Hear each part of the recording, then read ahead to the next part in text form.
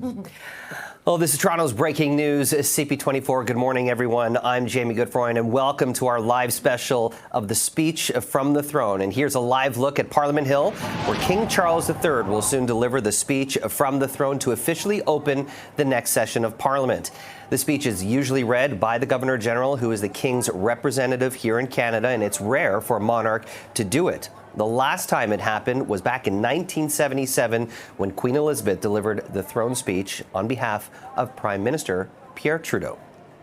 And Prime Minister Mark Carney says the visit underscores the country's sovereignty amid President Donald Trump's talk of making Canada the 51st state. Nation building and economic growth are expected to be the main focus of the throne speech. Carney says his government will get to work on affordability measures, such as quickly passing the tax cut he promised during the election campaign. And joining us for more on our special live coverage are Jamie Ellerton, founding partner of Canaptus, and Sharon Carr, CTV political commentator and partner at Sovereign Advisory. Thank you so much both for being here. Obviously, this is a historic moment for our country. Sharon, I want to talk with you. Let's talk about the symbolism and what you think this signifies to the people of Canada for the King coming here for the throne speech. I think it's a big deal. I think you just talked about it. The sovereignty factor of our country being part of the monarchy is really important. And we've just gone through a period of time where we've had President Donald Trump continuously call us the 51st state, kind of threaten our sovereignty to a certain extent. So to have the King present the throne speech, I think, is a symbol not only to Canadians, to the U.S., to the world, but it's also just a way to take the temperature down and depoliticize, even domestically. It would be really easy for opposition parties to come out and kind of politicize the throne speech. But when the King is doing it, what are they going to say, right? Yeah, and part of what this is reaffirming our common bond with the monarchy and the Commonwealth. And Jamie, I want to talk a little bit about that and why that's important, especially given the times that we're in and the recent threats from U.S. President Donald Trump. Yeah, absolutely. I think this is actually a brilliant move by Prime Minister Carney. We know that President Trump has tried to undermine Canada's sovereignty, and you could ask for no better symbolism and megaphone to tell the world that Canada is a constitutional monarchy. Our head of state, the King of Canada, is King Charles III.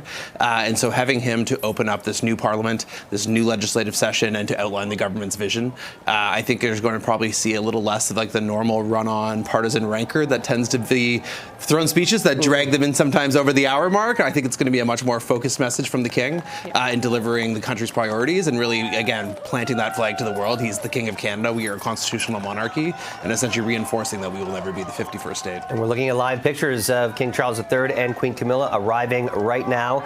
Obviously, you can't deny the pomp and circumstance. And I think, for some who might not be, crazy about pomp and circumstance, I'm sure many will agree this is an appropriate time for it. Oh, yeah. I've got tons of friends who have made the trek out to Ottawa just to see what's happening on the periphery. And part of the royal family and what they do and when they travel, I would say a very good chunk of it is the pomp and circumstance. And you see the excitement in people. You see the excitement in the kids and the families. And you have the people that are true monarchists. And it kind of brings an air of excitement to the city. This is kind of like their Super Bowl for if you're a royal watcher. But part of the throne speech, there's going to be a couple of things that I think we're all going to be looking for. Not only the direction and the vision for the country moving forward, but also, you talked about, Jamie, the fact that oftentimes the throne speech, especially from a monarch, is not going to get too political. But you have to assume that there's a reason why the King is coming here during this time. These are signifying a new era and a new era of relationship and the bond that Canada has with the Commonwealth. Yeah, let's keep in mind here as we kick off coverage today as to what this actually is and the politics behind this. Mark Carney brought the Liberal Party back from dead, and he's literally embodied change in what he's doing. He's not just a new guy with a prime minister title. He's literally acting very differently than Justin Trudeau, and I think that's part of why you've kind of seen the opposition parties not sure what to do, because we've not really seen what Prime Minister Carney is going to do, and on a lot of substantive things that start with like symbolic changes in direction with words and pointing in a certain way. The Prime Minister Carney's government has signaled that a lot of change is going to be happening. We're talking about the throne speech today. Next week, there's going to be a massive First Ministers meeting, which is a fancy word for all the premiers and the Prime Minister get together and put on things like interprovincial trade. And so I think when you look at this throne speech today, this is really Prime Minister Carney's first chance away from a campaign cycle to say, here's my priorities for Parliament, here's what I want to do. And the fact that we're going to have the King of Canada, King Charles III, delivering the throne speech from the Senate today will probably mean this gets clipped and picked up by international news, further reinforcing that we are a constitutional monarchy and a sovereign country. I want to once again showing you live pictures of King Charles III. Alongside Queen Camilla arriving, part of the procession and the itinerary is the arrival at the Senate of Canada building. Upon arrival at the Senate, the King will receive full military honors, which will include a royal salute, a 100-person guard of honor from the 3rd Battalion of the Royal Canadian Regiment, an inspection of the guard and the band, and a 21-gun salute. And Sharon, part of what Mark Carney has talked about is, highlighting the weight of these times, but it also shows the weight of his connections, and he's got some friends in some pretty high places. And the King came to Canada because of the request from the Prime Minister. What message does that send to the Canadian people about just the weight of his connections and how respected Mr. Carney is on a global stage? Yeah, and I think it's a really important moment in time. I think we've gotten so used to in Canadian politics having your random lifelong politicians or who have been around for a long time kind of run for these positions. And Prime Minister Carney is like the opposite of that. He is a businessman. He was a 2-time central bank governor, and he's very different in his style, his tone and tenor. He is, I would say, the embodiment of serious. He is the embodiment of all business, and we're seeing that. And I think part of what he's done here today with inviting the King to deliver the speech is to bring a level of seriousness, to elevate Canada, to elevate the tone, the tenor. We've gone through a period of time of divisiveness, and now here he is trying to bring a level of seriousness and respect back to our political dialogue and our country as a whole. It's hard not to deny that over the last 5 to 10 years, Canada's, reputation on a global stage, one could argue, has been a little bit diminished, considering bit of an understatement, Jamie. Considering the friction that we have with some of our biggest trading partners, including the United States, Saudi Arabia, China, India, but part of, the weight of this moment is the transition into a new era, which is what Prime Minister Mark Carney is trying to fulfill. Talk a little bit about that and this transition of moving on from what has been a very, there's been a lot of friction with a lot of our biggest trading partners. Mm-hmm. What does this mean to you? Yeah, so this essentially is the real first day of Mark Carney's government, of which he will now be held to account for his actions. And I think perhaps the biggest question mark, given the composition of his cabinet, is can he get a lot of those former Trudeau ministers and the new people that are now there with them to actually row in the same direction, deliver to the aspirations? It's clear when you listen to Mark Carney that he's got a lot that he wants to do, especially as it relates to economic infrastructure projects and resources, etc. We're going to listen right now. I believe we're coming up to the 21-gun salute. Let's listen in.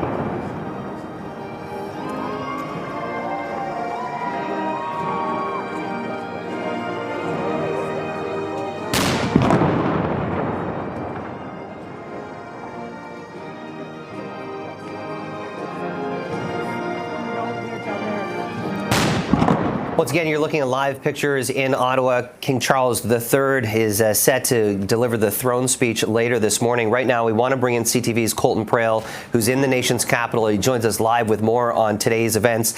Colton, tell us where you are. What do you see? What's happening?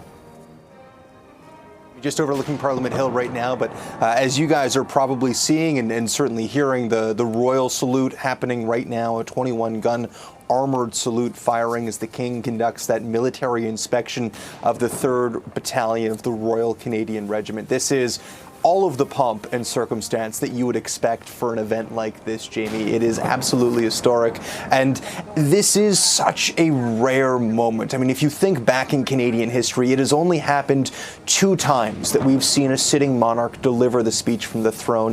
In 1957, the first time it happened, Queen Elizabeth had just been coronated a few years prior and was resetting the relationship between Canada and the UK after the Second World War. It was historic. There was a new government, a new prime minister. It was a minority government. If all of that sounds familiar, it's because basically that's the situation we are in right now, resetting relations with the UK in a minority government with a new prime minister and a new monarch 70 years later, or just about 70 years later. There's also the political significance of this, though. It's coming at a time where Canada is facing annexation threats, and there is no better response to that threat and to show off the country's sovereignty than to literally bring the sovereign to the country. And that is why you're seeing such aplomb, such ceremony, such circumstance and prestige in what is going on today. It is a very different scene than what we saw yesterday, which, while still included weeks of training to pull off and prepare, was much more centered around Canadians, around a royal visit. This is all about the democratic institutions and about the speech from the throne that the King will read in just a few short moments, and what he says in that speech is certainly what Canadians are looking forward to. And once again, this is the first time that Charles has visited Canada since his coronation back in 2023. That trip was delayed partially because of his undergoing treatment for cancer. And, you know, Canada has a special place in his heart. I recall back in 2009 when he came to Canada and told a crowd in Newfoundland, saying, every time I come to Canada, a little more of Canada seeps into my bloodstream, and from there straight to my heart. You have to assume, Colton, that this is obviously a huge moment for not only many of the military men and women, but also for just the people of Canada in general, the fact that the King is coming here to deliver the throne speech. Absolutely. It's his 20th visit to Canada. I was speaking with the arrival guard commander of the Dragoons. So they were the military parade that greeted him at the airport yesterday. And I spoke with the commander of that guard, who told me about the honor that he felt being there for this kind of moment, about the connection that not only that regiment has to King Charles, because when he was Prince of Wales, he was their ceremonial commander of the unit, but also, of course, as King, he's the commander-in-chief of the armed forces, but also the personal connections that he had. He was telling me about how his grandfather had been a dragoon and had had the honor of welcoming Queen Elizabeth multiple times when she came to the country. And so for these soldiers, I mean, this is something where they spend weeks and weeks training, drilling, and preparing for this ceremony that is currently undergoing, that we're watching at this moment in time. And it really is a point of pride for them to be able to greet their commander-in-chief, but to be able to greet the monarch in such a way. I mean, you saw the Canadians lining up on the streets to be able to see this. One of the benefits of the fact that Parliament Hill is under so much construction right now is that the Senate actually isn't in that parliamentary block. It's in an old train station just about a couple hundred meters down the road from that parliamentary block, and it means you can have crowds like this here to witness this moment. It's coming down a hill. There are many more vantage points than you would see on Parliament Hill, and since early this morning we've seen crowds lining up to take part and to see this visit, especially for it being the first visit of a new monarch. That is incredibly rare.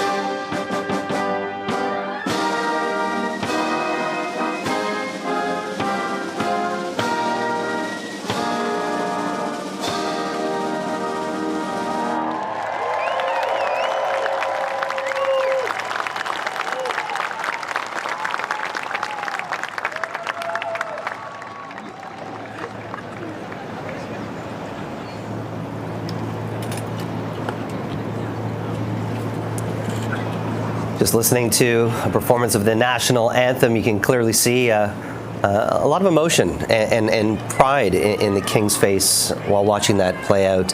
Part of what the Prime Minister said ahead of the King's arrival is that this royal visit is a reminder of the bond between Canada and the Crown, one forged over generations, shaped by shared histories and grounded in common values, a bond that over time has evolved just as Canada has to reflect the strength, diversity, and confidence of our people.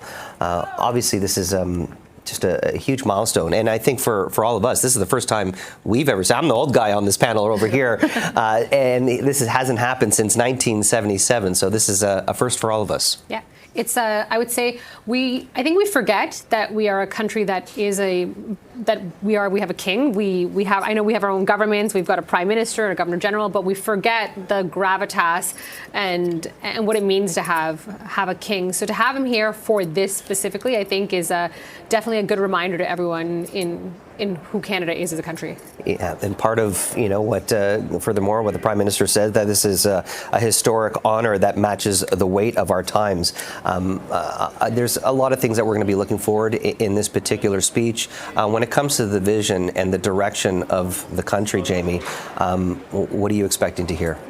So I think when you listen to what Prime Minister Carney has had to say and kind of respecting the diversity of how Canada has evolved over the past 150 plus years now, since 1867 in our formal founding, I think what you're seeing here is really a reminder of who we are as Canadian. We are a constitutional monarchy. This is not just King Charles III, King of England, and we happen to be a Commonwealth country. He is our head of state. He is the King of Canada. And when he is not here performing his duties, he has the Governor General who does the role for him. And so I think when you look at what you're seeing here today, it is a reminder of our system of government. It is a reminder of our history, of how the English and French with First Nations communities, First Nations have come together and kind of really truly reconciled our history from its early beginnings here in Canada as a muddy backwater on the northern part of North America into a thriving country that is today a G7 nation and a very proud history. And so I think with what you're seeing here today, you're seeing that symbolism of the centerpiece of First Nations in Canada being a part of our history, being included in today's big moment for the throne speech.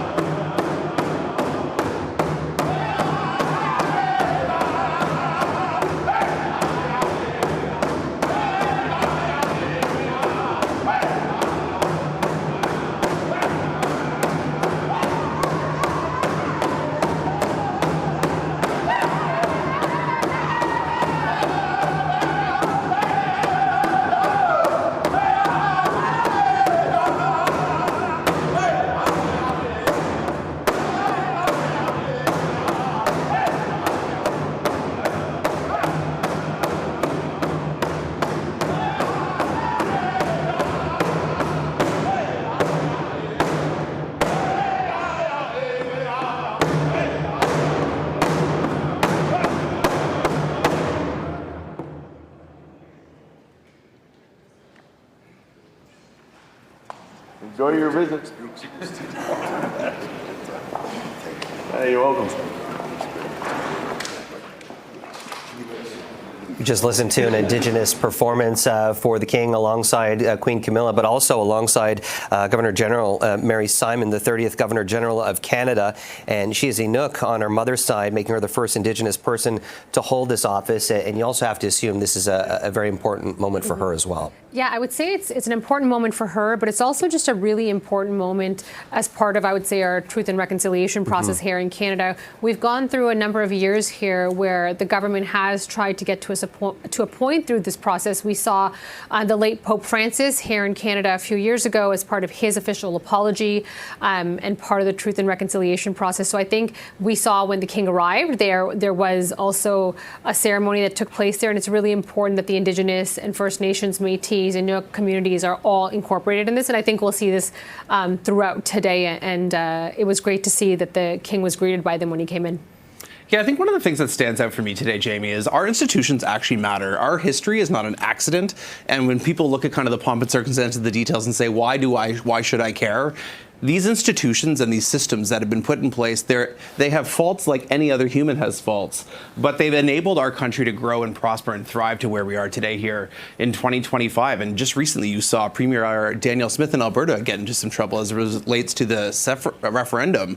You had First Nations groups say, no, our treaties, we signed those with the Crown, which essentially paved the way for Canada to become an actual sovereign country. And so I think these moments matter today and are a lot of really powerful symbolism and symbolism coming out of the Senate foyer there. And it's also an important reminder that while there has a lot of progression has been made, there is still a lot of work to be done. And I think, the Pope's apology was a great start, but, still there's a lot of reconciliation that the country is moving towards, and step by step. Yeah, it's definitely not the end. I would say it's the beginning. I was fortunate enough to work on the Pope's visit here and follow him along through Canada as he went from space to space to apologize to each of the communities, spend time with them. And it was one of the most emotional, one of the, I would say, most important moments in our history. And I think we're going to have to keep having these moments. And moments like today are also really important because it's giving opportunity to survivors of residential schools, to those who suffer from generational trauma, from having their families in there. So I think we're at the beginning stages of all of this. And I think this is also an important moment to have the King out here and to incorporate them as part of this, because Canada has a very, I would say, long but dark history in who we are as a country. And I think it's important that we acknowledge it as we go step by step by step. Yeah, talk a little bit more, Jamie, about why it's important to highlight, the wrongdoings of the past and move towards a better tomorrow. Yeah, let's be blunt. There was a lot of injustice that took place. And the name of Canada by the governments of the day invoked their power given to them through Parliament to do a lot of that injustice. And so I think what you've seen with Truth and Reconciliation is there was not just a report, it's not just a PDF document that sits on some people's My Document folders on their computers. It's real tangible actions of things that can be done to advance in reconciliation. I would differ with Sharon just a moment. I don't think it's the beginning. I think it's really just an ongoing evolution as to what First Nations to Canadian relations have been, and remembering that these were independent nations all across the country. It's not just Indigenous people as one monolithic ethnic group. There were hundreds of Indigenous First Nations here before Canada was created, and reconciling literally that with our history and where we want to be as a country aspirationally, the positive version of what Canada could be in the 21st century is a part of what that reconciliation road is. I'm very curious about your thoughts. I mean, we mentioned President Trump maybe a couple times in our conversations, but given the attention that's going to be on this speech and the message that it's going to send to our friends to the south of us, I'm curious, how do you think that message is going to be received down south? So I actually think that it'll be received well. The one thing that we know about President Trump is that he too likes pomp and circumstance. He too likes people of a certain stature. And we know how he feels about the monarchy. I think everyone's heard the history and the rumors around about the late Princess Diana and his thoughts about her. And I think it's really important. And I think there was some strategy put behind this in terms of inviting the King here, because we've seen that tone and tenor with President Trump go down. And I'm sure he's sitting there and I'm sure his team is saying, oh, look, Canada's actually serious. They've got the king out there to read a speech in the throne or in the Senate. And I actually think this is going to go over well. He loves this type of stuff. You have to wonder if this kind of rhetoric coming from the president, if he would be doing that if Queen Elizabeth was still around. She carried a lot of weight, and she was obviously very well respected. So was the king. But you have to wonder if those comments about the 51st state would be distributed if she was still around. I suspect it would be, only because I think what you saw from Trump term 1 to Trump term 2 is just a very different man, less restrained, if you will. And so I think he was going to get there, regardless whether it was Queen Elizabeth II or here, or now King Charles III. But I do think it kind of, if you look at pop culture and how people interpret these things, the throne speech is like the U.S. Congressional State of the Union, except instead of it being the president talking about as head of state for the Republic, this is our head of state talking about the government's plans for this new parliamentary session, fresh after election, as to how Canada is going to chart its path forward. We're going to have a lot more of our special live coverage from the speech from the throne. You're watching Toronto's Breaking News, CP24. Stay with us.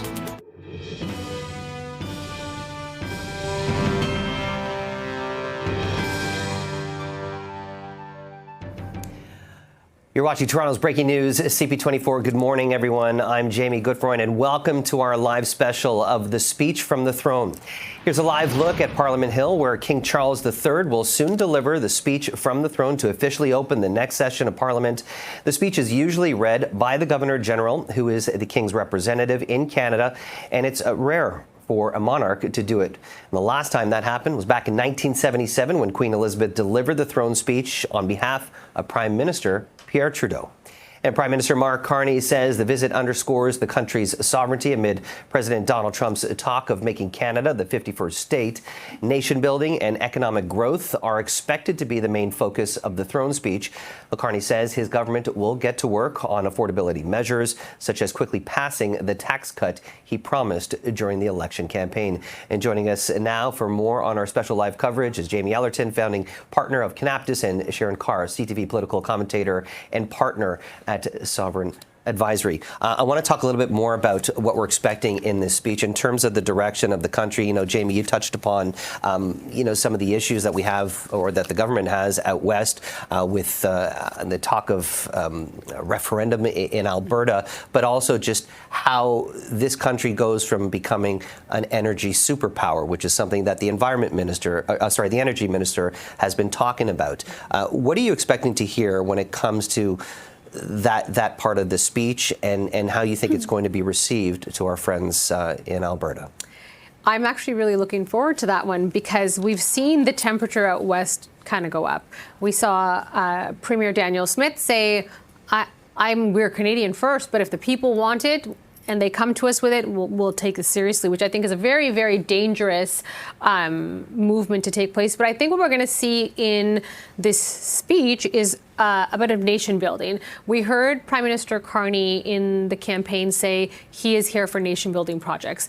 We know his views on climate change. We know his views on the environment, but he has also said times change, and if the people have a will for it, we're here for nation building projects. So I think we will see that. And Jamie, over the weekend, we heard from Pierre Poilievre in terms of saying, hey, we will support Canada, the federal government on these projects. Let's go ahead and move forward with it. I'm wondering if you think, in a sense, that was kind of potentially, I don't know, calling the bluff of the federal government, who has said repeatedly, we're not going to repeal Bill 69, that the oil is going to stay in the ground, according to Mark Carney. So I guess the big question is, how do you move forward and become an energy superpower without extracting the oil from the ground?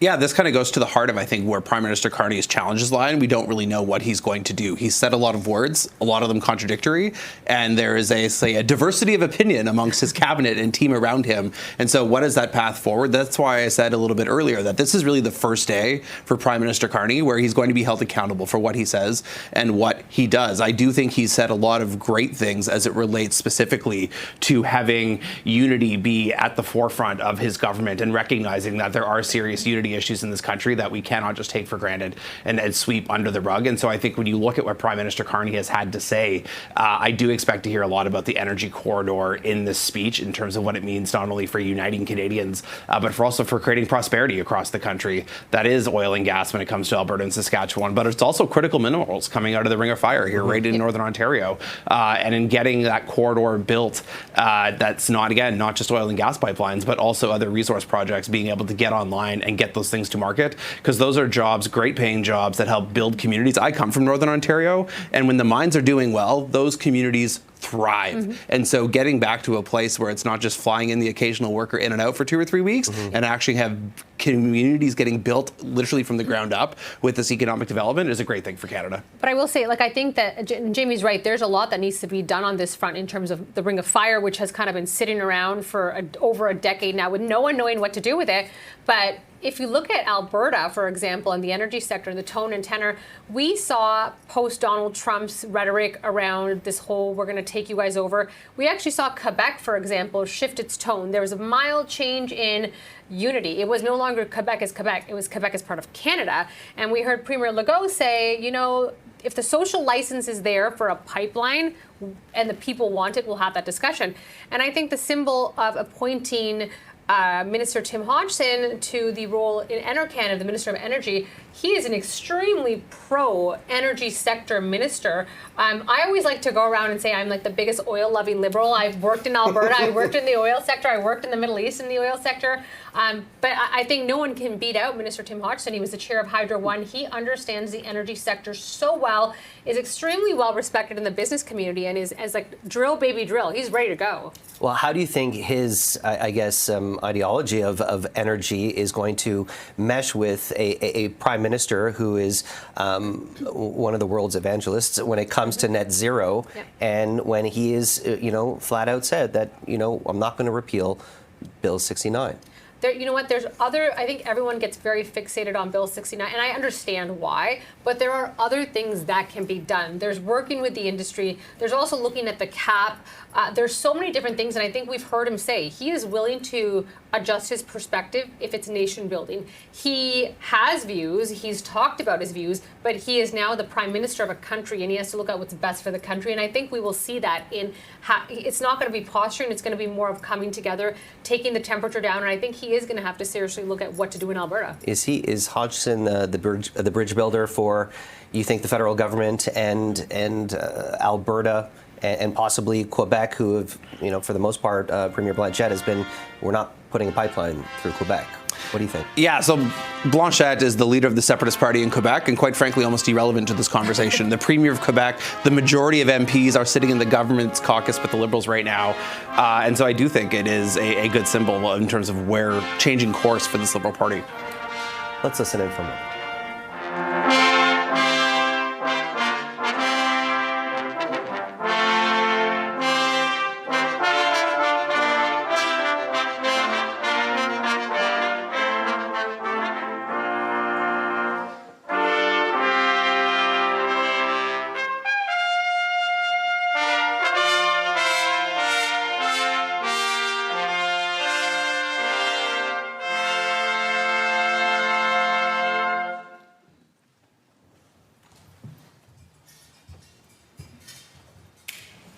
Pray be seated. Veuillez vous asseoir.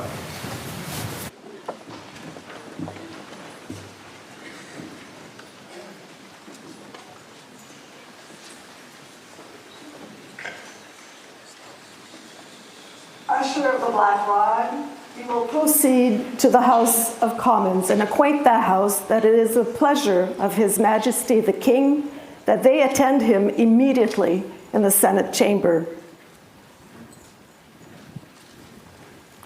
Huissier du bâton noir, rendez-vous à la Chambre des communes et informez-la que c'est le plaisir de Sa Majesté le Roi que les communes se rendent immédiatement auprès de lui dans la salle du Sénat.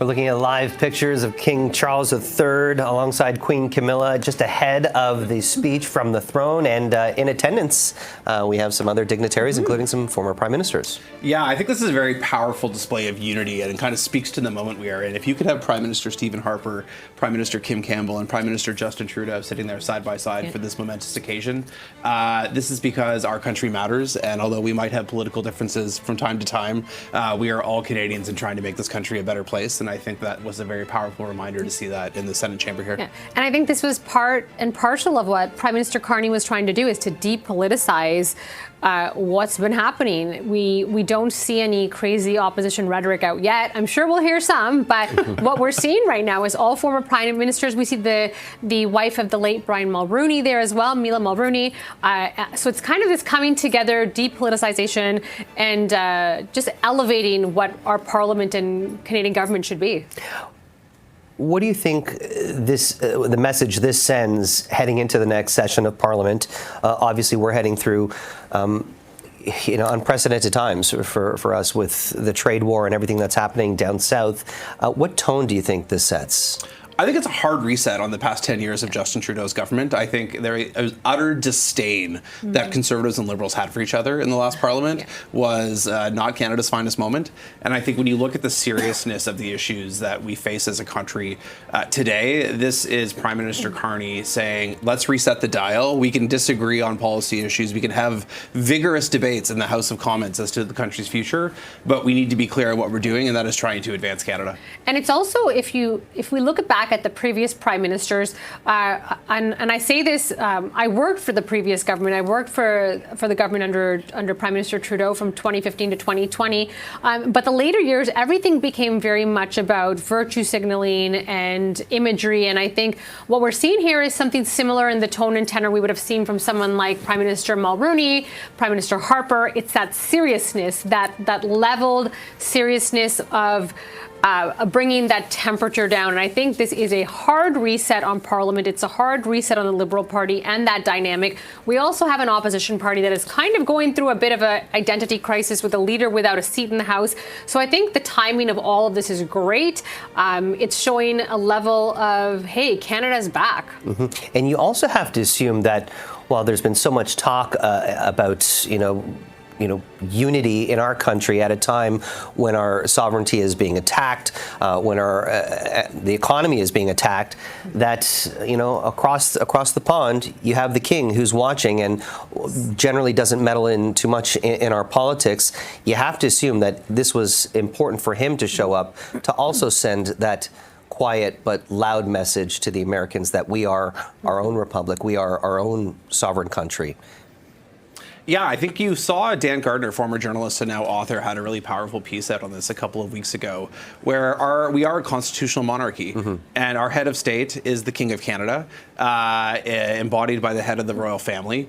And the moment that happens here today, the head of state doesn't do anything without the advice of the duly elected government. And so if we want the King of Canada to be more active in exercising Canadian sovereignty and standing up for that message, the government of Canada needs to advise His Majesty to do such things. This is part of the ceremony of how our parliamentary system came to be. If we take a few moments back, we saw the usher of the Black Rod. From a procedural standpoint, the usher of the Black Rod right now is leaving the Senate, walking down to the House of Commons, knocking on that front door of the House of Commons and say, you duly elected commoners, each with a seat in the House of Commons, come to the Senate to hear the King's vision, to say what the government's priorities are going to be in the Parliament ahead. And these institutions matter in our country. It's how we created Canada today. Also, just the gesture that I think that sends him arriving in Canada, but he's done several of these kind of quiet gestures since the trade war erupted over the last couple of months, meeting privately for an audience with the Prime Minister. But even it was just last month in Italy, addressing the Italian Parliament, referencing Canada's Second World War efforts, something that is fairly rare for the King to do outside of the Canadian or any kind of Commonwealth setting. It's a form of diplomacy that is not something you see on a day-to-day basis, right? There was a lot of criticism when Prime Minister Carney's first trip was out to Europe and to the UK. There was a lot of criticism because we were in this trade war, and I think people were quick to jump to say, why is he not in DC? But, a lot of us were kind of questioning, and look, we're seeing right now, they are knock on the House of door. Commons door.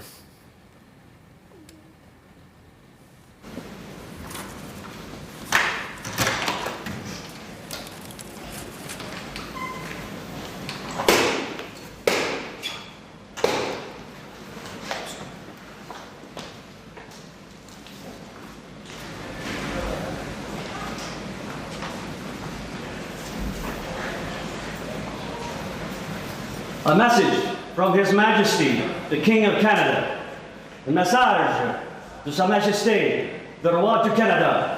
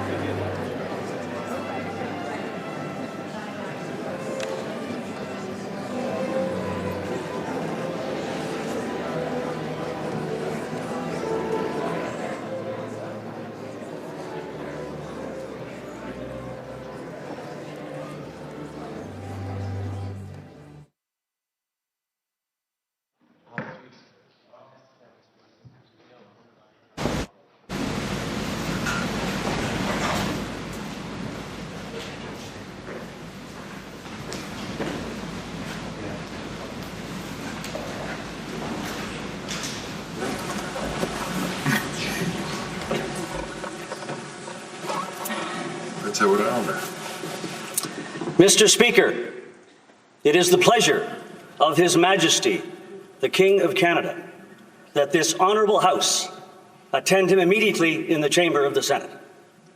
Monsieur le Président, Mr. Speaker, it is the pleasure of His Majesty, the King of Canada, that this honourable House attend the Senate chamber immediately.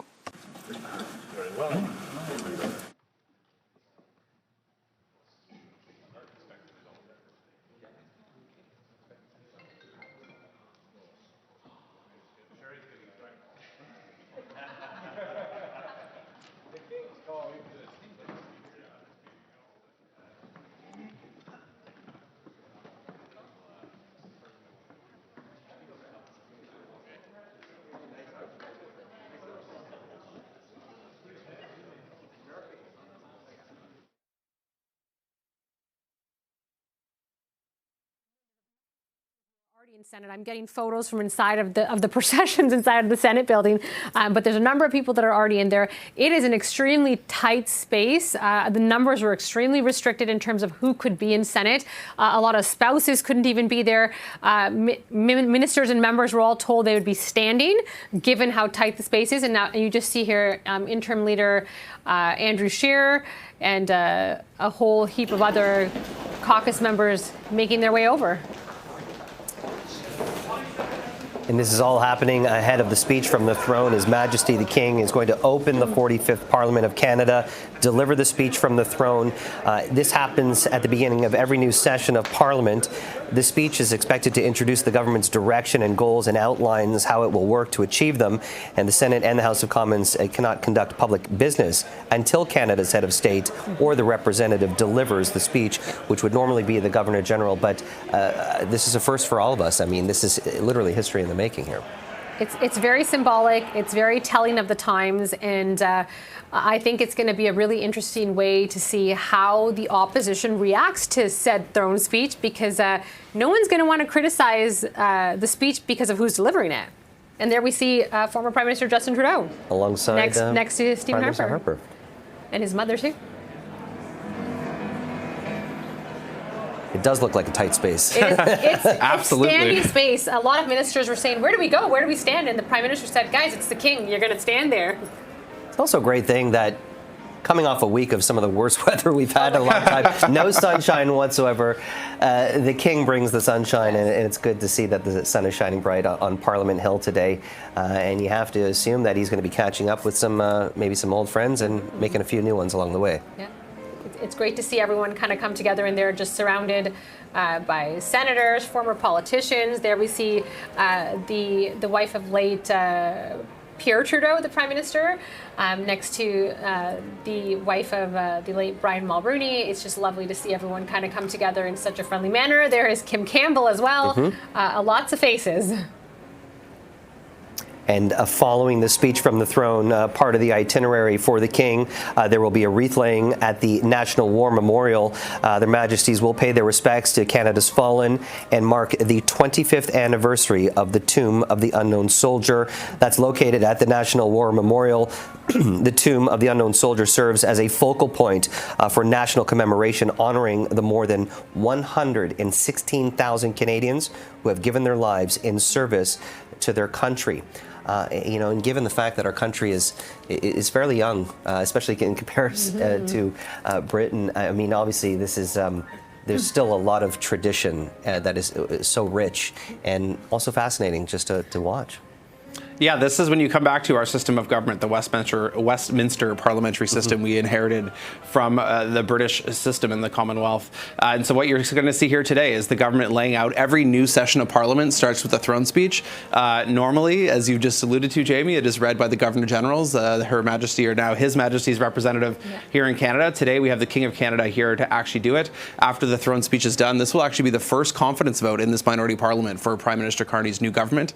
It lays out the vision for what he wants to do in this legislative session, and whether or not the opposition parties will support it will be part of the political intrigue that comes out of this. Speaking of Governor Generals, former Governor General Michaëlle Jean, David Johnston as well. We just saw her drag. We saw her drag the king over, which was adorable to kind of see her, and he kind of went along with her. And you have to assume, given the challenges that the royal family has faced, not only with the passing of Queen Elizabeth, the King's cancer battle, a lot of the controversy that's surrounding his grandson, and removing his royal title. This is a bright spot for the monarch right now, and I think it's coming at a pretty good time. Yeah, I think it's a great pivotal moment. I would say he kind of stepped into the position of king fairly quickly, right, in terms of what he had to do. So this is a really important moment for him to come to Canada as the king, and in a really heated time when we've got trade wars and trade tensions. And he's doing something without actually having to say it. He is taking the temperature down with President Donald Trump without actually saying cut it out. And one thing I always like to highlight about the king and also his father and his sons is these are individuals who are some of the most charitable people on the planet. They are involved in so many charities, sitting on so many boards, donating so much money. And for all of the things that we can criticize of the past of the royal family, this is a group of royals who have done a lot of good for the world. Yeah, service effectively is literally at the core of what they do day in and day out. We're going to take a quick break. We're going to have a lot more of our special live coverage of the speech from the throne. You're watching Toronto's Breaking News, CP24. Stay with us.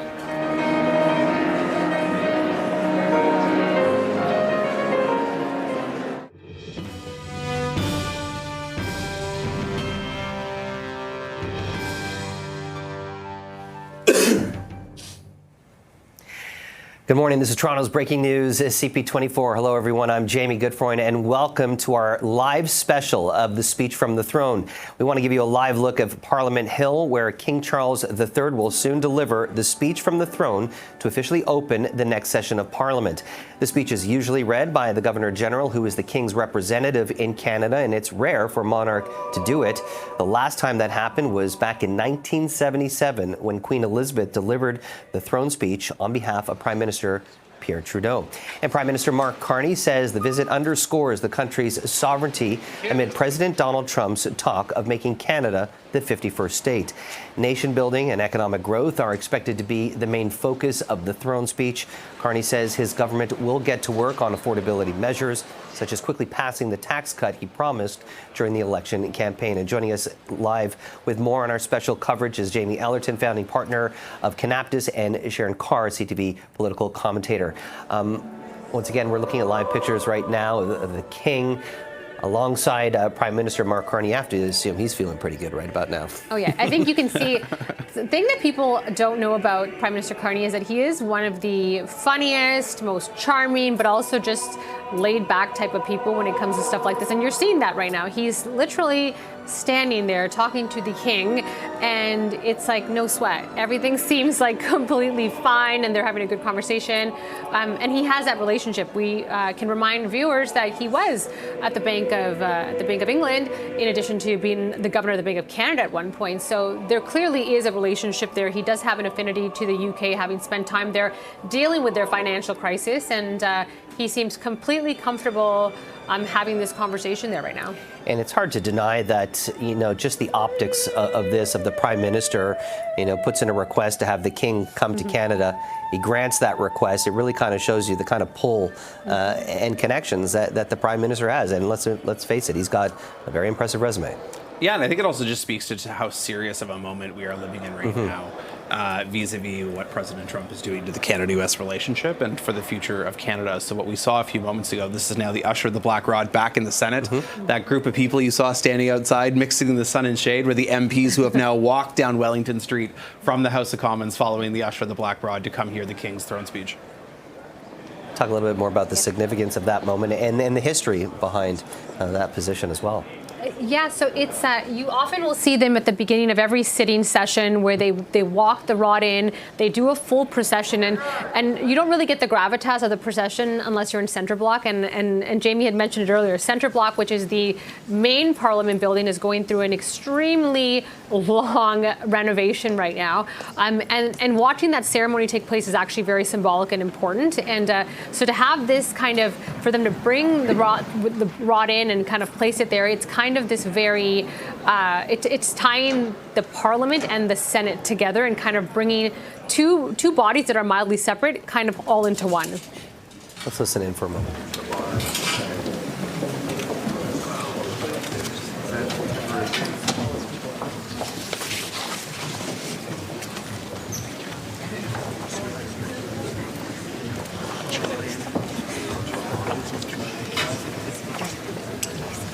Order! An order!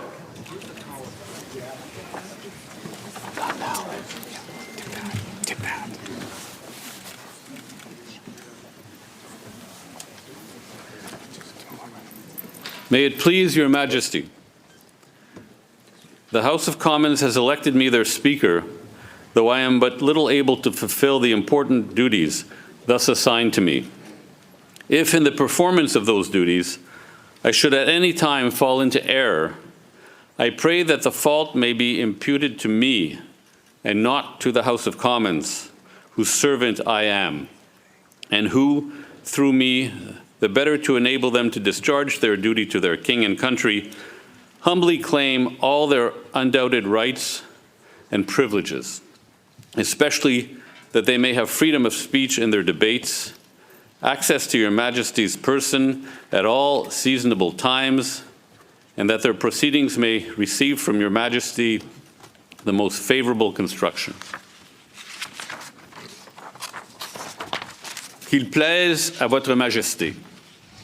La Chambre des communes m'a élu président. The House of Commons elected me president, and that I'd be able to do this.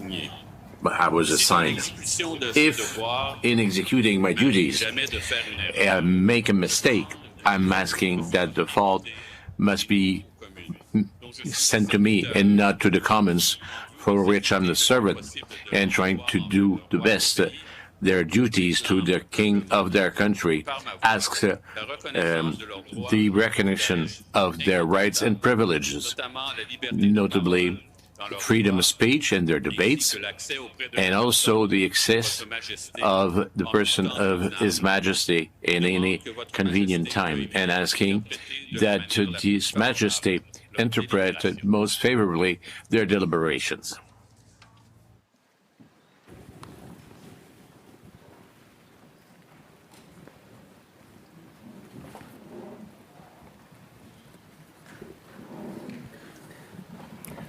Mr. Speaker, I am commanded by His Majesty the King to declare to you that he freely confides in the duty and attachment of the House of Commons to His Majesty's person and government, and not doubting that their proceedings will be conducted with wisdom, temper, and prudence, he grants and upon all occasions will recognize and allow their constitutional privileges.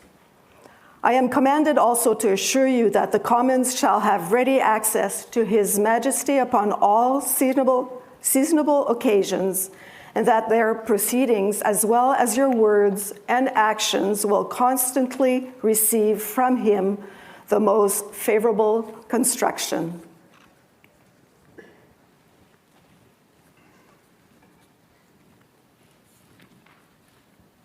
Monsieur le Président, Sa Majesté, le His roi, me Majesty, charge de vous the dire King, que, ayant pleine confiance makes dans me le say to say he's got a full confidence in the loyalty and the attachment of the House of Commons with the government of His Majesty, doubting that the deliberations with wisdom, moderation, and prudence, and will be able to recognize those constitutional privileges.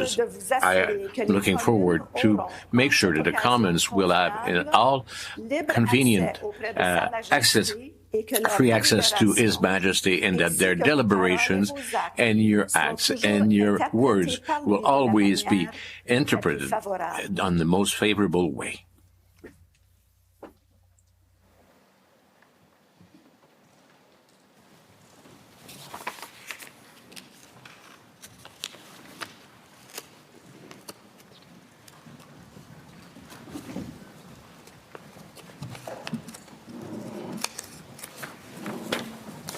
Honourable Senators, members of the House of Commons, it is with a deep sense of pride and pleasure that my wife and I join you here today as we witness Canadians coming together in a renewed sense of national pride, unity, and hope.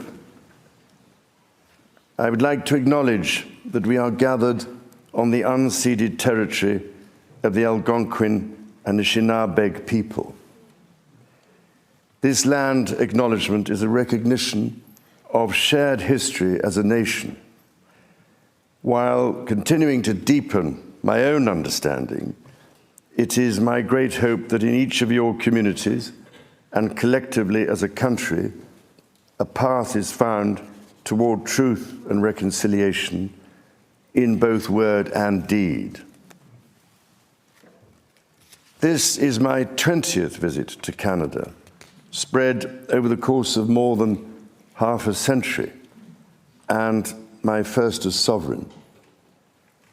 As I've said before, every time I come to Canada, a little more of Canada seeps into my bloodstream, and from there straight to my heart. I've always had the greatest admiration for Canada's unique identity, which is recognized across the world for bravery and sacrifice in defense of national values and for the diversity and kindness of Canadians. To the First Nations, Inuit and Métis peoples, you have welcomed my family and myself to your traditional lands with great warmth and hospitality, for which I am humbly grateful. This year, we mark the 80th anniversary of VE Day and VJ Day.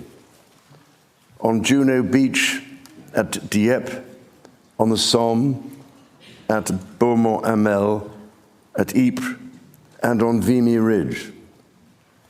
At those places and many others, forever etched into our memories, Canadians fought and died alongside our closest allies. Aujourd'hui, Je vois des élus venant I d'un see bout à l'autre elected du members Canada, from one part of de Canada to the other, Saint-Jean's from St. à John's, Terre-Neuve et from Labrador, Newfoundland and Labrador, to en Victoria, Colombie-Britannique in British Columbia, et d'Arviat in Dariat, au Nunavut. in Nunavut. Je vois des gardiens des droits, Some keepers des of libertés the rights garanties and guaranteed par la Charte freedom canadienne. by the Canadian Charter. En tant que roi, As je king, tiens à I vous remercier want to de thank vous you mettre au service that you be de at the vos service compatriotes of your d'un bout compatriots ou l'autre from de ce one grand et beau end pays. to the other of this beautiful country.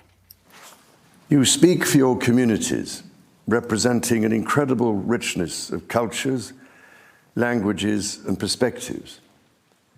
We owe it to this generation and those who succeed us to think and act for the greater good of all. While the world faces unprecedented challenges, generating uncertainties across the continents with regards to peace and stability, economics and climate change, your communities have the skills and determination to bring a wealth of solutions. En encourageant la collaboration et en tenant des débats Encouraging the respectueux cooperation and et debates constructifs, that are constructive vous and permettrez à respectful, ce gouvernement you will d'agir de permit this façon government to act audacieuse et juste with audacity bien and des fairness Canadiens for the et good des of Canadiennes. Canadians. It has been nearly 70 years since the sovereign first opened Parliament. In the time since, Canada has dramatically changed, repatriating its constitution, achieving full independence, and witnessing immense growth. Canada has embraced its British, French, and Indigenous roots and become a bold, ambitious, innovative country that is bilingual, truly multicultural, and committed to reconciliation. The Crown has for so long been a symbol of unity for Canada. It also represents stability and continuity from the past to the present. As it should, it stands proudly as a symbol of Canada today in all her richness and dynamism. When my dear late mother, Queen Elizabeth II, opened a new Canadian Parliament in 1957, the Second World War remained a fresh, painful memory. The Cold War was intensifying. Freedom and democracy were under threat. Canada was emerging as a growing economic power and a force for peace in the world. In the decades since, history has been punctuated by epoch-making events: the Vietnam War, the fall of the Berlin Wall, and the start of the War on Terror. Today, Canada faces another critical moment. Democracy, pluralism, the rule of law, self-determination, and freedom are values which Canadians hold dear, and ones which the government is determined to protect. The system of open global trade that, while not perfect, has helped to deliver prosperity for Canadians for decades, is changing. Canada's relationships with partners are also changing. Il nous faut confronter la réalité. We must face reality. Depuis la Deuxième Guerre Since the mondiale, Second World notre War, monde n'a jamais our été world aussi has never dangereux been et as instable. dangerous and unstable Le as now. Canada Canada fait face is à des défis facing qui, some dans nos challenges vies, that sont sans précédent. are without precedent. Many Canadians are feeling anxious and worried about the drastically changing world around them. Fundamental change is always unsettling. Yet this moment is also an incredible opportunity, an opportunity for renewal, an opportunity to think big and to act bigger, an opportunity for Canada to embark on the largest transformation of its economy since the Second World War. A confident Canada, which has welcomed new Canadians, including from some of the most tragic global conflict zones, can seize this opportunity by recognizing that all Canadians can give themselves far more than any foreign power on any continent can ever take away. And that by staying true to Canadian values, Canada can build new alliances and a new economy that serves all Canadians. The Prime Minister and the President of the United States, for example, have begun defining a new economic and security relationship between Canada and the United States, rooted in mutual respect and founded on common interests, to deliver transformational benefits for both sovereign nations. Simultanément, the government is reinforcing its relationships with the commercial partners and trustful allies. Make sure that Canada has what this world needs and defending the values that people respect. Canada is a coalition of nations that will share these values, that believes in cooperation, international cooperation, and free trade of goods and of services and ideas. In this new world that evolves at the frenetic rhythm, Canada will show the road to follow. The demonstration will be made to when Canada will preside the summit of the G7.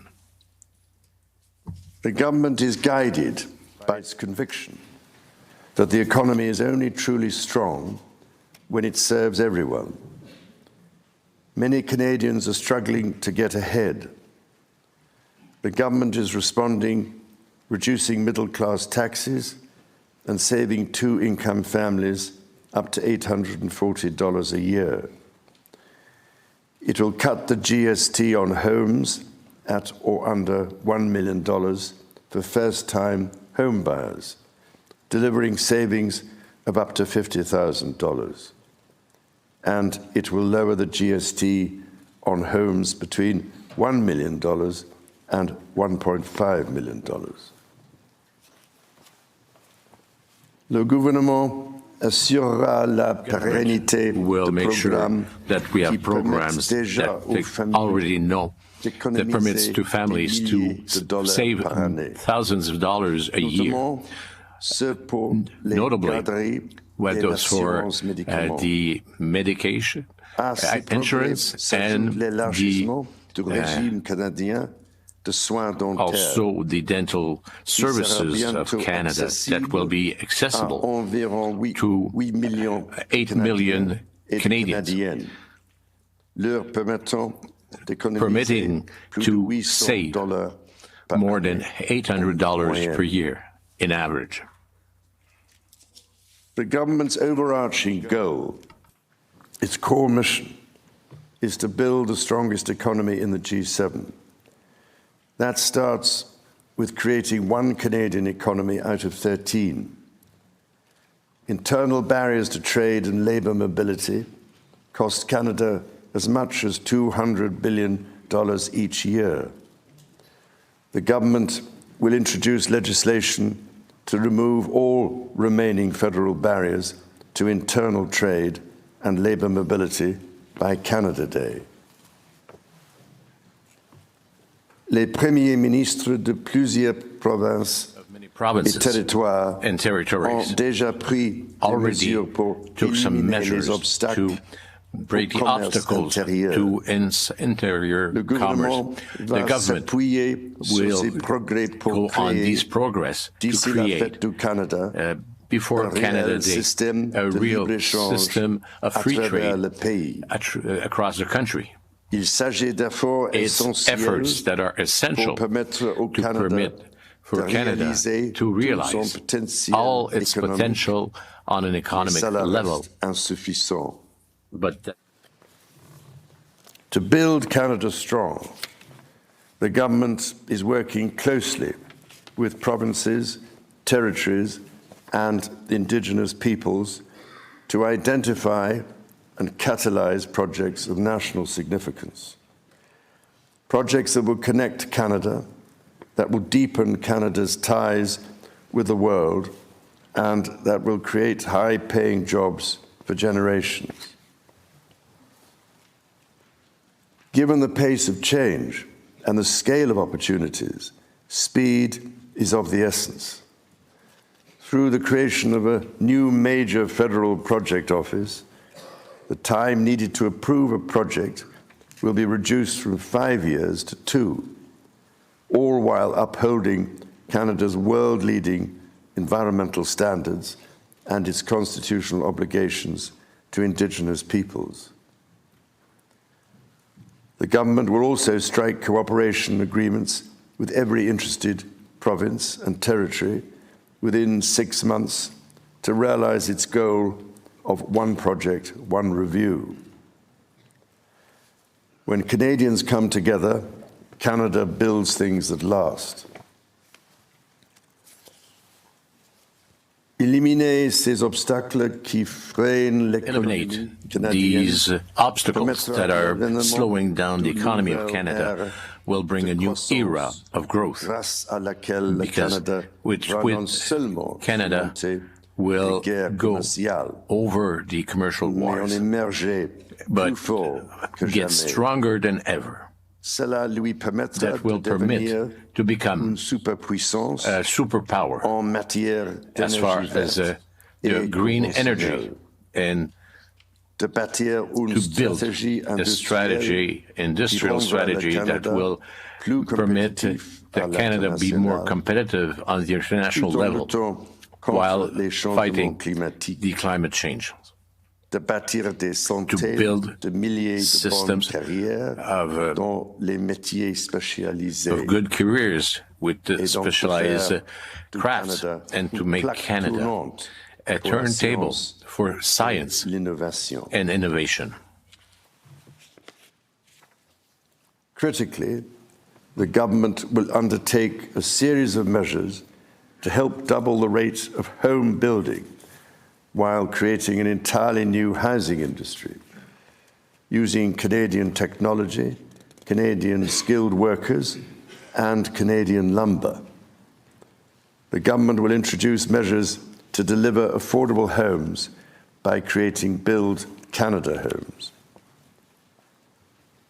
This mission-driven organization will act to accelerate the development of new affordable housing.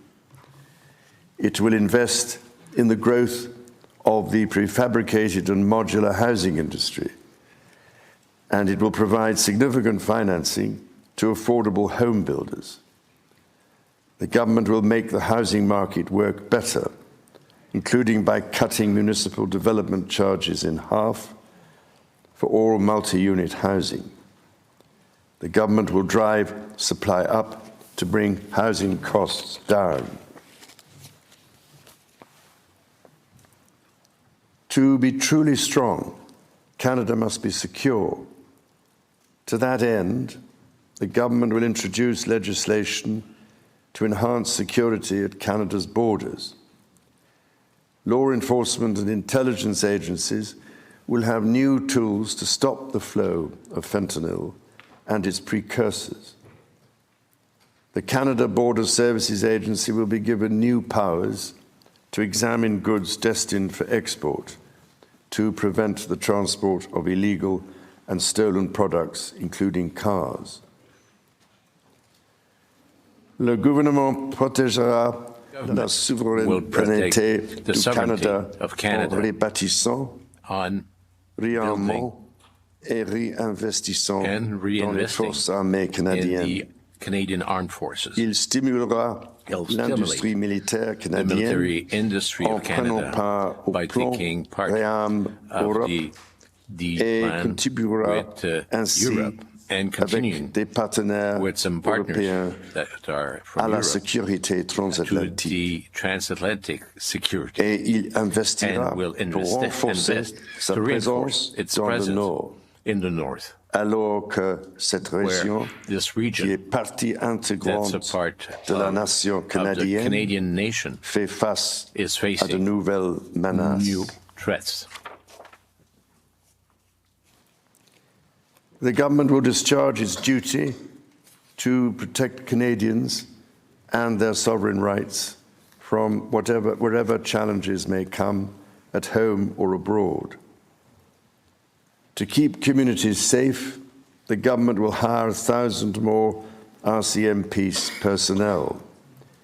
It will change firearms licensing and strengthen enforcement of yellow and red flag laws. Weapons licenses for those convicted of intimate partner violence and those subject to protection orders will be revoked.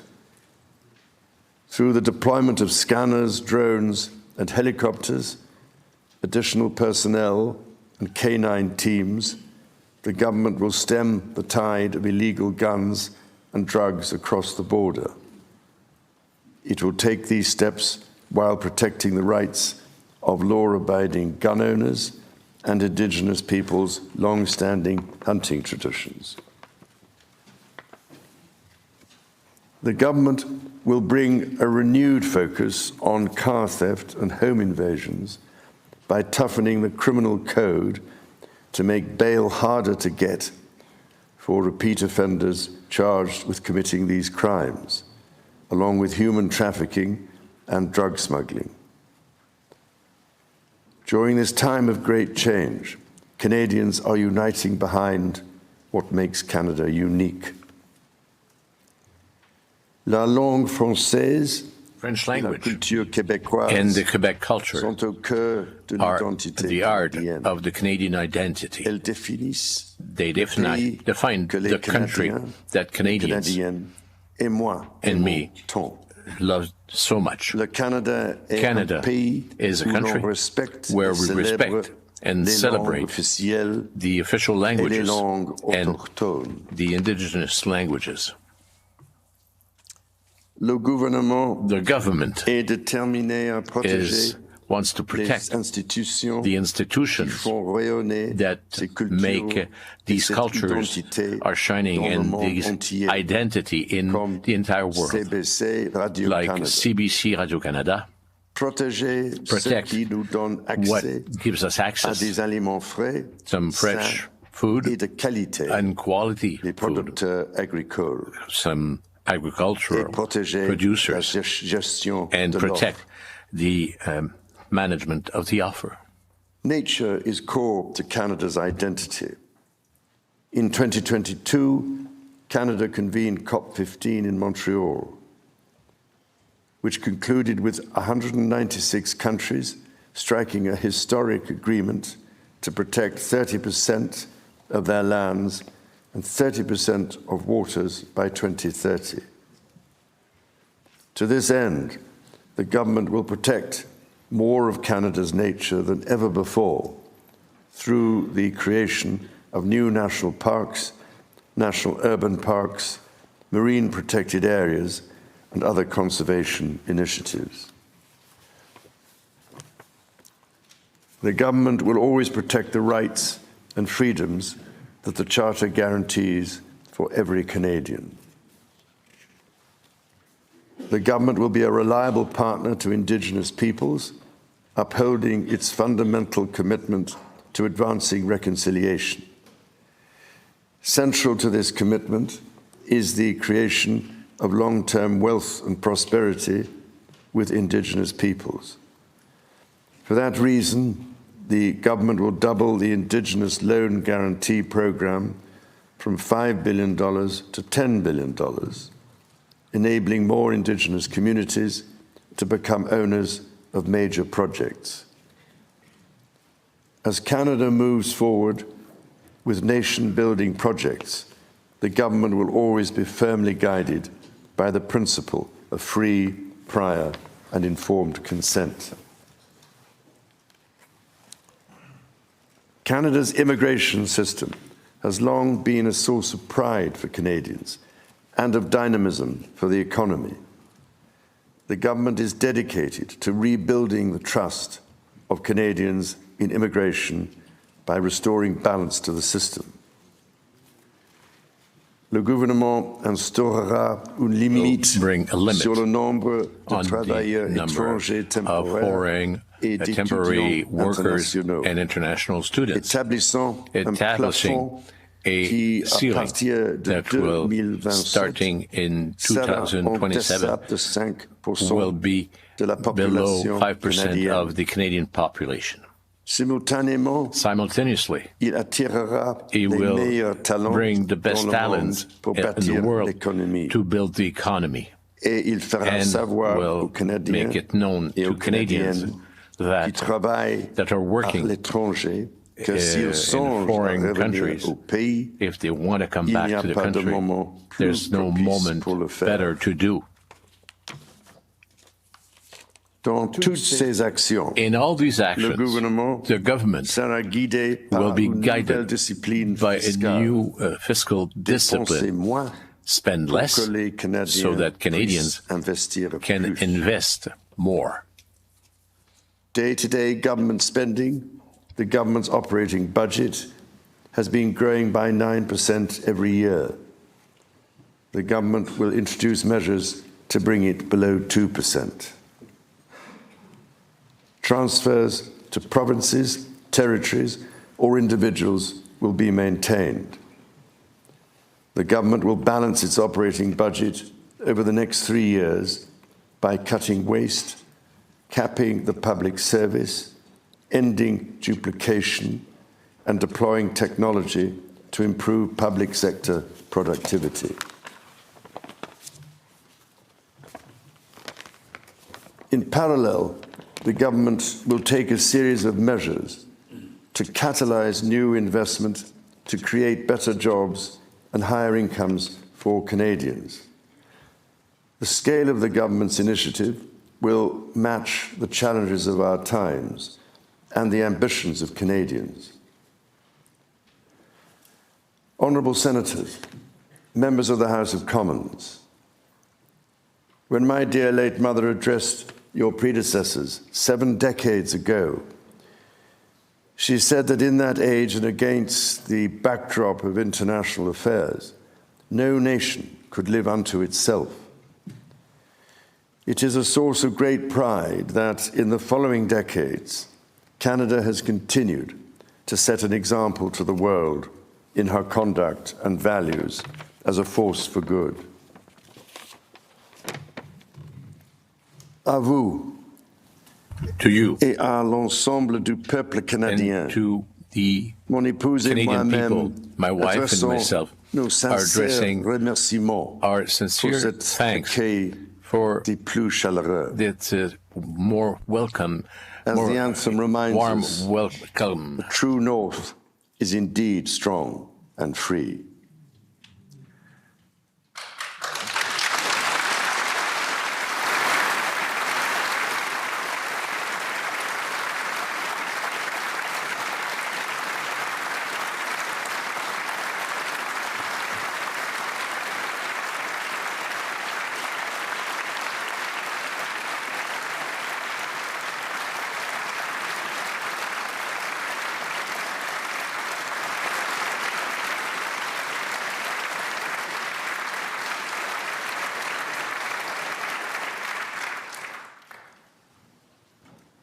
Members of the House of Commons, you will be asked to appropriate the funds to carry out the services and expenditures authorised by Parliament.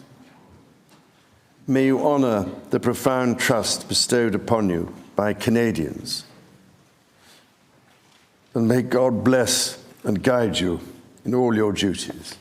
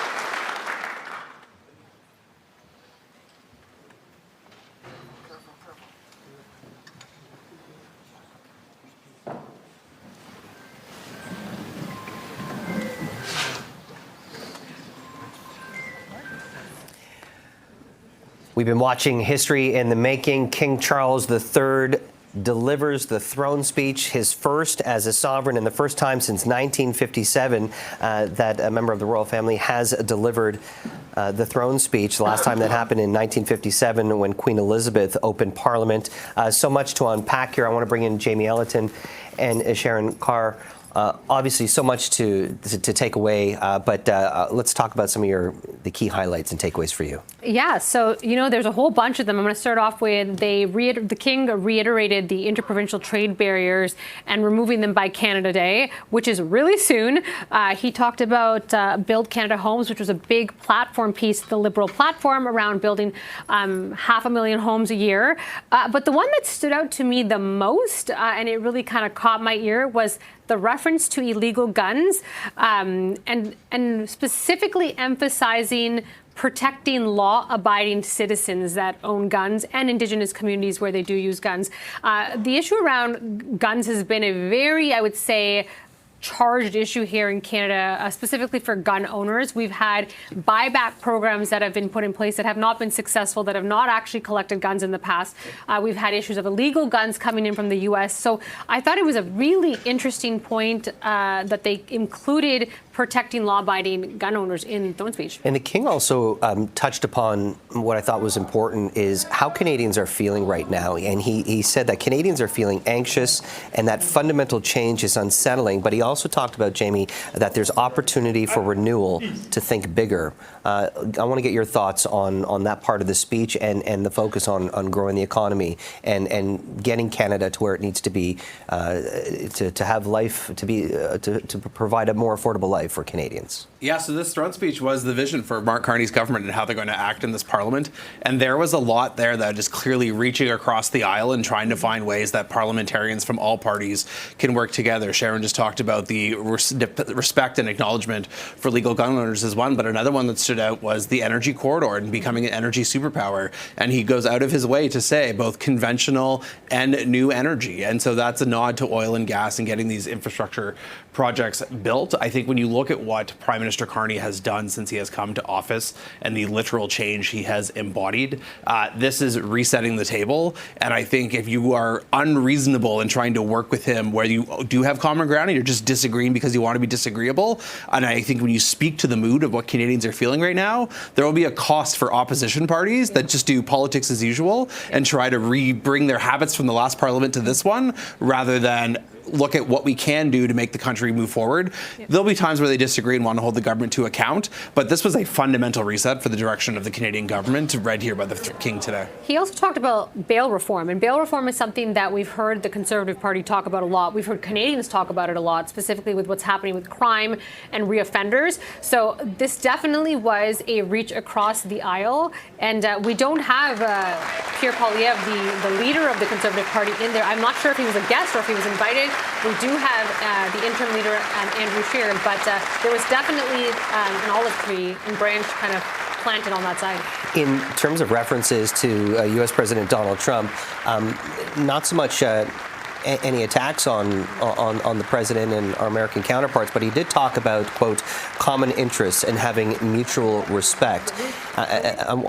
In your opinion, Jamie, why was it important to strike that kind of tone that seemed a little bit more cordial to bring these two countries together, to share their common interest, to have that mutual respect and find that common ground when it comes to economic policy? The symbolic power of having the King of Canada deliver the throne speech in this moment, I think, speaks to that very point. Canada and the United States, although there's clearly a power imbalance given how small Canada is compared to our southern neighbor, at the end of the day, though, we are still a sovereign nation and a proud country and are going to continue to do what's in the best interest of Canadians. And so I thought what you saw there was a very powerful diplomatic statement of expression of sovereignty of two sovereign countries will work together to do what's in the best interest of us. And effectively, the implied reading between the lines there was, you're not going to bully us.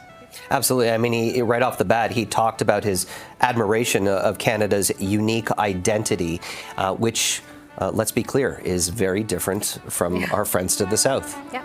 Canada is a country built on multiculturalism. It's built on, we have this Canadian persona of being kind and thoughtful people, very polite. And we've gone through a period of time where We've had, say, COVID, the big crisis that came with COVID and that rage that kind of came out of people.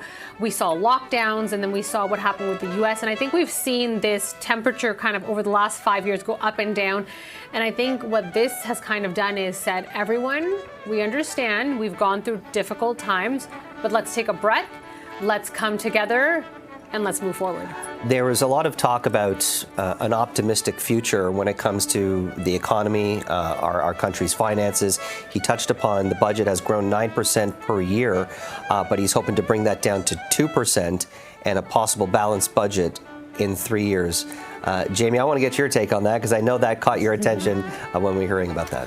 So I think there is going to be a lot of politics to be had on this, where there will be genuine good faith disagreement as to how the nation's finances should be managed going forward. It is noteworthy that he is talking about reining in the growth of spending that we saw under Prime Minister Trudeau's government to have a reality that we can't rack up the debt forever, then ultimately taxpayers have to pay the bill. But the forthcoming politics on this is Prime Minister Carney says he wants to separate operational day-to-day spending as one budget and capital expenditures, think of like large infrastructure funding projects, separate and not have it count as a part of the deficit figure. So that'll be a political fight to watch in the coming weeks and months. And it sounds good on paper, but bringing it to reality is a different story, Sharon, and especially given the fact that we're not expecting a budget. What's your take on that? And is he being overly optimistic with these targets? Well, we have to remember that Prime Minister Carney is a finance guy. This is his bread and butter, and having spent 5 years at the Department of Finance, kind of seeing how this is all done, I understand where he is coming from with separating the operating and the capital. There's the day-to-day spending, keeping the lights on and doing all these things, but there's also the investing. And I think what we've lost over the last, I would say 5 years with this government that we've had previously was it went from investing to spending. We have to look at Canadian tax dollars as how are we investing them into people and into our communities, and what return are we getting on them. And I think we're going to see that. Now, he has said we will have a budget in the fall. It was meant to be a fall economic statement. Fall economic statements can be kind of mini budgets, but he has said we will do one. They will have the summer to put it together. I know there's a lot of outrage by opposition saying we need it now, but I think he's doing the thoughtful thing. They are taking the time to look at what do they need to calculate, spend on, how do they take the platform, how do they translate it into a budget, and that will be presented this fall. And one important piece of information he touched upon is the removal of internal trade barriers by July 1st. Obviously, this would be huge, and this is something that the provinces have been talking about for quite a long time. Yeah, well, a lot of the headlines being generated in January and in February were coming off whatever President Trump said on True Social and elsewhere online. That effectively put in a lot of motion of premiers saying we need to meet the moment and actually get some of these things right. And Prime Minister Carney, when he convenes First Ministers, again, First Ministers is when the Prime Minister, head of the federal government, meets with the premiers, heads of the provincial governments to talk about this. You've heard Premier Houston, Premier Ford, Premier Canoe, Premier Eby, Premier Smith, Premier Moe, all of them talk about things that they're doing to remove some of these barriers. So I suspect we have a fairly advanced agreement that has already been hammered out between the very negotiating parties, between the provinces and the federal government. And I suspect you're going to see something more than just symbolic, with some real detailed removing of trade barriers, which ultimately, when you talk about what trade barriers are, these are regulations that stop people from being able to do things across provincial borders. And it's a rolling back of those regulations and laws to allow commerce to flow and allow Canadians the freedom to transact across provincial borders. Not only just the commerce, but the talent. Yeah, exactly. From going from one province to another and having to redo certifications and all these kind of nonsense things that, for the average person, it just doesn't make sense. Well, he talked a lot about during the campaign is we are going to go from having 13 different economies to having one. And that has a lot to do with the regulatory burdens, the interprovincial trade barriers. And we have to remember, this came from the threat of tariffs from the U.S., right? It finally made premiers open their eyes and say, we need pipelines. Interprovincial trade issues have been around for decades and decades and decades, and they've been challenging. There's issues like Quebec and French language. You can't get beer or wine in certain provinces. And I think they finally have said, okay, we got to protect our own and we got to take care of this and we're going to get rid of it. So July 1st is an ambitious timeline. One of the other important portfolios that he touched upon was immigration. And when it comes to immigration targets and kind of restoring balance to the system. And while immigration is, many things can be true at the same time. It's incredibly important to our economy to prosper, for progression. But at the same time, the immigration policies over the last 4 to 5 years have really put major financial strains, put strains on our systems, from healthcare to education and housing. Well, I would say one of the biggest issues we've seen is that it's created, I come from a family of immigrants. My family came here over almost 50 years ago, and everything that we have is because of Canada, and I think Canada will always be a country based on being welcoming and opening. But there has to be a balance. We opened the doors, I think, a little too far and wide, and didn't provide people with the right care and the housing and all the things they needed, and now we've created this crisis. We need to go back to focusing on getting skilled workers back in. How can all these people provide to the economy and become members of our society? And I think it's not anti-immigration. I think it's a bit more careful immigration. But it's hard not to deny that there is animosity brewing amongst many Canadians. My parents are immigrants, my grandparents were immigrants, and I'm sure we all know people whose families immigrated here who didn't have the kind of soft landing that many other immigrants do, who are getting major subsidies, a lot of money to provide shelter, accommodations, clothing, healthcare, and a lot of people are talking about exactly what you just said. We welcome the immigration. We just want to see a little bit more skilled talent coming that are going to contribute and not just benefit off of our generosity. Yeah, I think you heard the King kind of speak to some of the ideals of what Canada can be at its best iteration.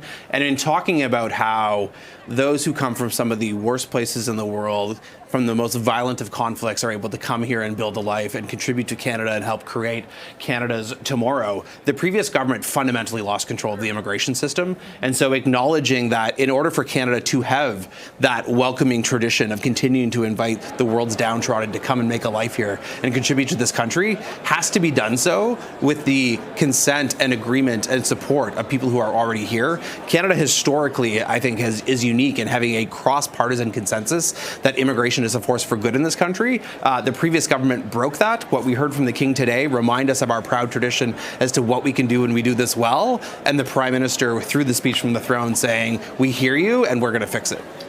Also want to we're going to leave it there right now. We're coming up to the end of the hour. We've been watching some live coverage, or special live coverage of the King delivering the throne speech.